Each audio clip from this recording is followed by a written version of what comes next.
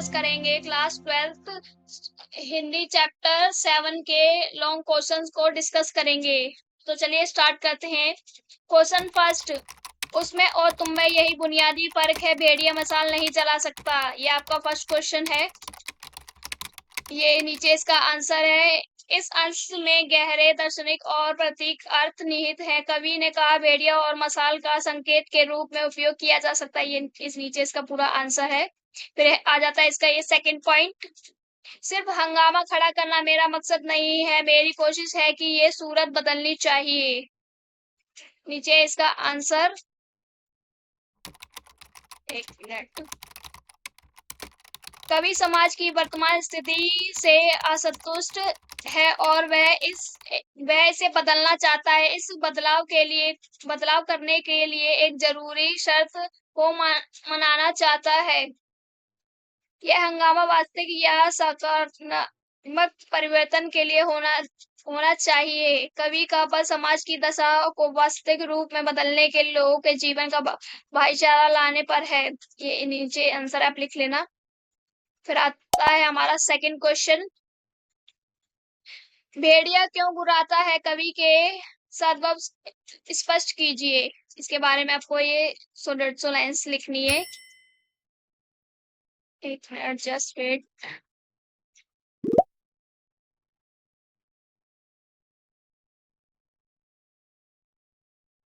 भेड़िया हिंसक और क्रूर पशु है और हिंसा तथा क्रूरता पशु का प्रवृत्ति है। इसी उद्देश्य से पूर्ति हेतु वह गुर्राता है। जैसे कि कवि संकेत कर चुके हैं, पहले ही आपको कवि बता चुके हैं इसके बारे में। यहाँ भेड़िया केवल एक पशु नहीं है, एक प्रतीक भी है। दमन, शोषण, अन्याय और अत्याचार, ये इसका पूरा आंसर है, आप लिख लेना। एंड इन्हें साथ के साथ याद भी करना, क्योंकि आपके एग्जाम में क्वेश्चन आते हैं। जब तक अगर आप, एक मिनट, आप चैनल पे नए हैं, आप चैनल को लाइक, कमेंट एंड सब्सक्राइब कर लीजिए। इसके बाद हम चलते हैं अपने थर्ड क्वेश्चन पे। क्वेश्चन थर्ड, कविता में भेड़िया किसका प्रतीक है, स्पष्ट कीजिए। कविता में भेड़िया किसका प्रतीक है, ये इसके बारे में आपको लिखना है नीचे। हम चलते हैं, डिस्कस करते हैं इसका आंसर।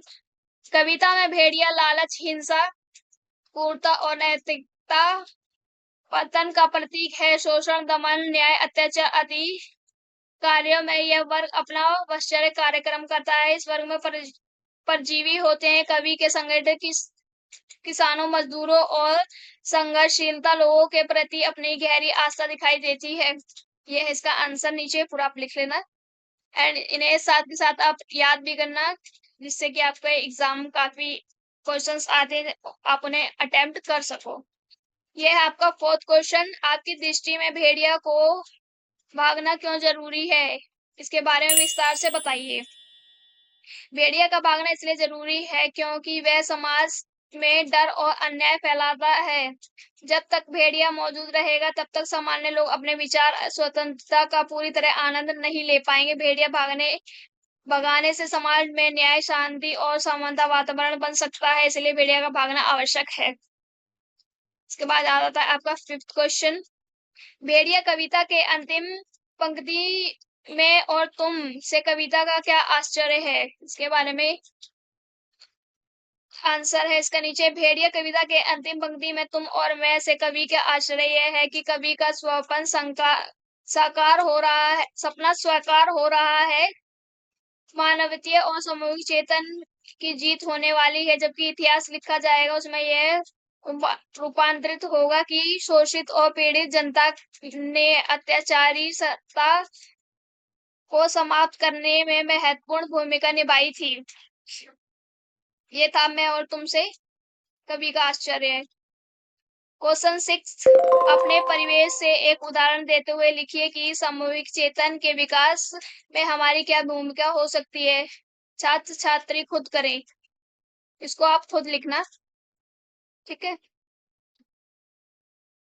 क्वेश्चन 7, या एक मिनट, ये क्वेश्चन 6 है, इसके बारे में आपको खुद ही लिखना है अपने से, तो अब लिख लेना।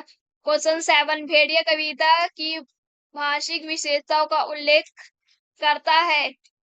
ये इसके नीचे आंसर, भेड़िया कविता की भाषिक विशेषता सरल और प्रभावशाली है उसमें प्रतिक्रामकता का गहरा प्रयोग किया गया है। जहाँ भेड़िया हिंसा, अज्ञानता और क्रूरता का प्रतीक है, जबकि मशाल ज्ञान और सकारात्मक का प्रतीक बनती है। कवि ने इन प्रतीकों माध्यम से समाज के दो विपरीत पहलुओं को उजागर किया है। कविता की भाषा सरल होने के बावजूद भावनात्मक गहराई और सख्तता से भरी हुई है। शब्दों का चयन सटीक और विचारशील है। ये आंसर है, आप इसका लिख रहे हैं, लॉन्ग है थोड़ा सा। जब तक आप चैनल को like, comment, share and subscribe कर लीजिए, ऐसी हेल्पफुल वीडियोस मैं आपके लिए लाती रहूंगी इस चैनल पे। आपको ऐसी हेल्पफुल, आपको ऑल चैप्टर से वीडियोस मिलेंगी। ये आपका 8 क्वेश्चन। दुष्यंत कुमार ने पीर को पर्वत के समान क्यों कहा है? दुष्यंत कुमार ने पीर को पर्वत के समान इसलिए कहा है कि मनुष्य पी, पीड़ा अर्थात उसके समाज की समस्या पर्वत के समान विशाल, बहुत बड़ी हो गई है। छोटी छोटी समस्या काफी बड़ी हो गई है। ये इतना विराट रूप ले चुकी हैं कि कभी उनको ऊंचे पर्वत के समान मानता है। कभी इनको समाप्त करना बहुत जरूरी है। मतलब इन चीजों का सलूशन लाना बहुत जरूरी है। इन समस्याओं में से ही इनका समाधान निकलना चाहिए। हिमाचल में गंगा निकली है और जनमाश को नवजीवन देकर खुशहाल खुशहाल बनाती है। इसी प्रकार भीषण समस्याओं को जूझने वाली कई समाधान निकलेंगे। विरोध, 1 मिनट काफी है। नवीन परिस्थिति निम्नलिखित होगा। उसके बाद आता है आपका 9th क्वेश्चन।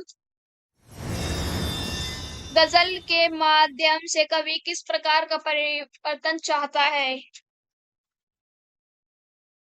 गजल के माध्यम से कवि कहता है कि हमारे समाज व व्यवस्था में बहुत सी दीवारें ऐसी हैं जो आपसी मेल मिलाप व सुख के बीच बाधा बनाती हैं। ऐसे ही दीवारें जिनकी वजह से हम दूसरों के जीवन में खुशहाली नहीं देख पाते। दीवारें भाषा की, जाति, धर्म, अमीर गरीब, दीवार शब्द का प्रयोग किया गया है, जैसे अमीर गरीब, अपकास्ट, लो कास्ट, शोषण, अत्याचार, असमानता। दीवारें थोड़ी कमजोर पड़ी हैं, इसीलिए इन्हें हिलाता हुआ देखते हैं। ये इसका आंसर आप लिख लेना। उसके बाद आता है आपका क्वेश्चन। इस वीडियो को ना आप अपने दोस्तों के साथ ज्यादा से ज्यादा शेयर करना। ये आपका लास्ट क्वेश्चन, क्वेश्चन नंबर 10। गजल के सद्भाव में लाश का आश्रय स्पष्ट कीजिए। उत्तर, सदियों से दलित शोषित समाज को हो गए निर्जीव हो गया है, जिसे जीव तो है परंतु जीवता नहीं। मतलब इंसान तो है पर उनमें इंसानियत नहीं है। निराशा होकर वे अपने अव्यक्त दैनिक स्थिति को अपनी नियता मान बैठे हैं। अभाव, अपमान, अपेक्षा और उत्पीड़ना को वे अपने जीवन का एक हिस्सा मान चुके हैं। जैसे नीची कास्ट के लोग हैं, उन्हें काफी शोषित किया जाता है, तो वह चीज वे लोग एक्सेप्ट कर चुके हैं कि हाँ, हमारी जिंदगी ऐसी ही है। तो कभी कभी यही सारी चीजें इस पोयम में डिस्कस कर रहा है।